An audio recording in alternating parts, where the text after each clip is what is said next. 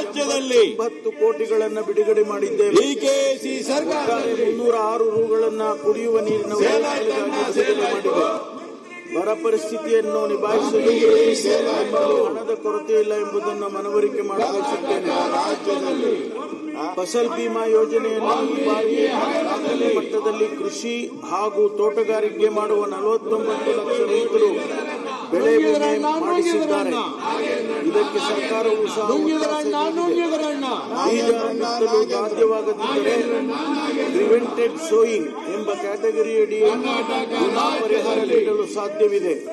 ಅದರಲ್ಲಿನ ಅವಕಾಶಗಳನ್ನು ಬಳಸಿಕೊಂಡು ಸಹ ನೋಂದಣಿ ಮಾಡಲು ಉತ್ತೇಜಿಸಲಾಗಿದೆ. ಸರ್ಕಾರವು ಬರ ಪರಿಸ್ಥಿತಿಯನ್ನು ಸಮರೋಪಾದಿಯಲ್ಲಿ ನಿಭಾಯಿಸುತ್ತಿದೆ. ಸ್ವತಃ ಮುಖ್ಯಮಂತ್ರಿಗಳು ಮತ್ತು ಉಪಮುಖ್ಯಮಂತ್ರಿಗಳು ಹಾಗೂ ಕಂದಾಯ ಮಂತ್ರಿಗಳಾದ ನಾನು ಬೆಳಗಾವಿ ಮತ್ತು ಬೆಂಗಳೂರು ಕಂದಾಯ ವಿಭಾಗಗಳಲ್ಲಿ ಅಧಿಕಾರಿಗಳು ಮತ್ತು ಜನಪ್ರತಿನಿಧಿಗಳೊಂದಿಗೆ ಪರಿಶೀಲನಾ ಸಭೆಗಳನ್ನು ನಡೆಸಿದ್ದೇವೆ. ರೈತರ ತೋಟ ಹೊಲ ಗದ್ದೆಗಳನ್ನು ಪರಿಶೀಲಿಸಿದ್ದೇವೆ. ಸ್ವತಃ ನಾನು ತುಮಕೂರು, ಚಿಕ್ಕಬಳ್ಳಾಪುರ, ಕೋಲಾರ, ಚಿತ್ರದುರ್ಗ, ಬೆಳಗಾವಿ ಜಿಲ್ಲೆಗಳಲ್ಲಿ ಹೋಗಿ ಪರಿಸ್ಥಿತಿಯನ್ನು ಅವಲೋಕಿಸಿದ್ದೇನೆ. ನಮ್ಮ ಉಳಿದ ಸಚಿವರಿಗೆ ಜವಾಬ್ದಾರಿ ನೀಡಿರುವ ಜಿಲ್ಲೆಗಳಿಗೆ ಹೋಗಿ ಪರಿಸ್ಥಿತಿಯನ್ನು ಅವಲೋಕಿಸಿ ಜನರ ಜೊತೆ ನಿಂತು ಪರಿಸ್ಥಿತಿಯನ್ನು ನಿಭಾಯಿಸುತ್ತಿದ್ದಾರೆ.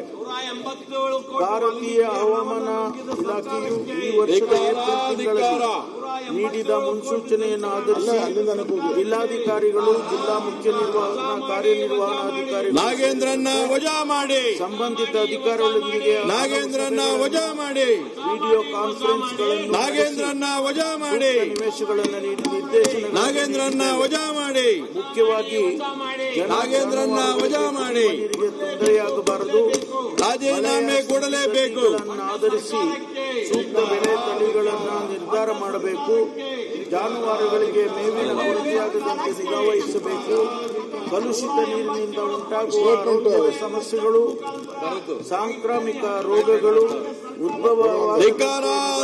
ವಹಿಸಬೇಕು ಮತ್ತು ಜನರು ನಿರುದ್ಯೋಗದ ಕಾರಣದಿಂದ ಗುಳೆ ಹೋಗುವ ಪರಿಸ್ಥಿತಿಯನ್ನು ತಪ್ಪಿಸಬೇಕೆಂದು ನಿರ್ದೇಶನಗಳನ್ನು ನೀಡಿ ಸರ್ಕಾರವು ಪರಿಸ್ಥಿತಿಯನ್ನು ನಿಯಂತ್ರಣಕ್ಕೆ ನಿಭಾಯಿಸುತ್ತಿದೆ ಎಂದು ಸದನಕ್ಕೆ ತಿಳಿಯಬಯಸುತ್ತೇನೆ.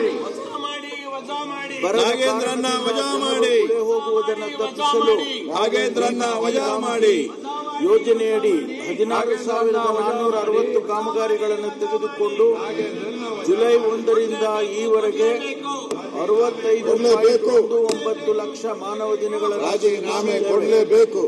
ಬರ ಪರಿಸ್ಥಿತಿಯನ್ನು ನಿಭಾಯಿಸುವ ಬಹುಪಾಲು ಕಾಮಗಾರಿಗಳು ಇದರಲ್ಲಿ ಸೇರಿವೆ.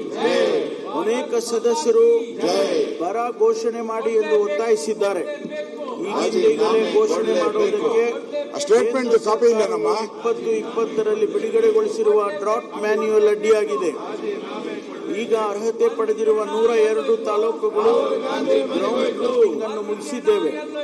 ಇದನ್ನು ಮುಂದಿನ ಸಚಿವ ಸಂಪುಟ ಸಭೆಯಲ್ಲಿ ಚರ್ಚಿಸಿ ಬರ ಪೀಡಿತ ತಾಲೂಕುಗಳೆಂದು ಘೋಷಿಸಲಾಗುವುದು ಹಾಗೂ ಕೇಂದ್ರ ಸರ್ಕಾರಕ್ಕೆ ಮೆಮೊರಾಂಡಮ್ ಸಲ್ಲಿಸಲಾಗುವುದು. ಇದು ನಿರಂತರವಾಗಿ ಆದ ಪ್ರಕ್ರಿಯೆ ಆಗಿರುವುದರಿಂದ ಉಳಿದ ತಾಲೂಕುಗಳ ಸ್ಥಿತಿಗಳನ್ನು ಅವಲೋಕಿಸಿಕೊಂಡು ಗ್ರೌಂಡ್ ಟ್ರೂತಿಂಗ್ ಮಾಡಿ ಮುಂದಿನ ಕ್ರಮಗಳನ್ನು ಕೈಗೊಳ್ಳಲಾಗುವುದು.